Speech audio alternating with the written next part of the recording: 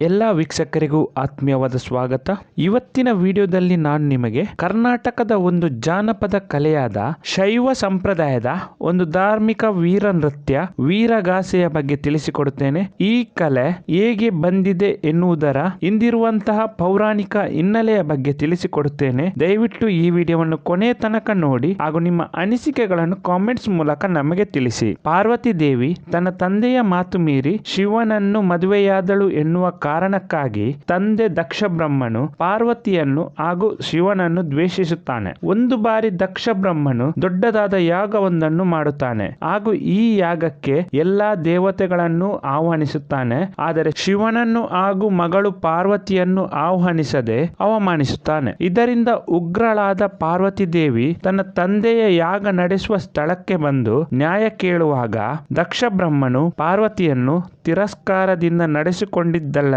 ಶಿವನನ್ನು ನಿಂದಿಸುತ್ತಾನೆ. ಪತಿಯ ನಿಂದನೆಯನ್ನು ಸಹಿಸಲಾಗದ ಪಾರ್ವತಿ ಅಗ್ನಿಕುಂಡದಲ್ಲಿ ಬಿದ್ದು ಪ್ರಾಣತ್ಯಾಗ ಮಾಡುತ್ತಾಳೆ. ಈ ದುರ್ಘಟನೆಯಿಂದ ಕುಪಿತನಾದ ಶಿವ ಉಗ್ರ ತಾಂಡವ ನೃತ್ಯದಲ್ಲಿ ತೊಡಗುತ್ತಾನೆ. ಕೋಪದಲ್ಲಿದ್ದ ಶಿವನ ಹಣೆಯಿಂದ ಚಿಮ್ಮಿದ ಬೆವರ ಹನಿಯಿಂದ ವೀರಭದ್ರನ ಅವತಾರವಾಗುತ್ತದೆ. ಆ ವೀರಭದ್ರ ದಕ್ಷ ಬ್ರಹ್ಮನನ್ನು ಸಂಹಾರ ಮಾಡುತ್ತಾನೆ. ಹೀಗೆ ವೀರಭದ್ರ ತೋರಿಸಿದ ವೀರ ಪ್ರತಾಪದ ಪ್ರತೀಕವಾಗಿ ವೀರಗಾಸೆ ಕುಣಿತ ಆರಂಭವಾಗಿದೆ ಎಂದು ಪುರಾಣ ತಿಳಿಸುತ್ತದೆ. ಈ ಮಾಹಿತಿ ನಿಮಗೆ ಇಷ್ಟವಾದಲ್ಲಿ ದಯವಿಟ್ಟು ಈ ವಿಡಿಯೋವನ್ನು ಲೈಕ್ ಮಾಡಿ. ಮುಂದಿನ ವಿಡಿಯೋದಲ್ಲಿ ಹೊಸತೊಂದು ಮಾಹಿತಿಯನ್ನು ನಾನು ನಿಮಗೆ ತಿಳಿಸಿಕೊಡುತ್ತೇನೆ. ಎಲ್ಲಾ ವೀಕ್ಷಕರಿಗೂ ಧನ್ಯವಾದಗಳು.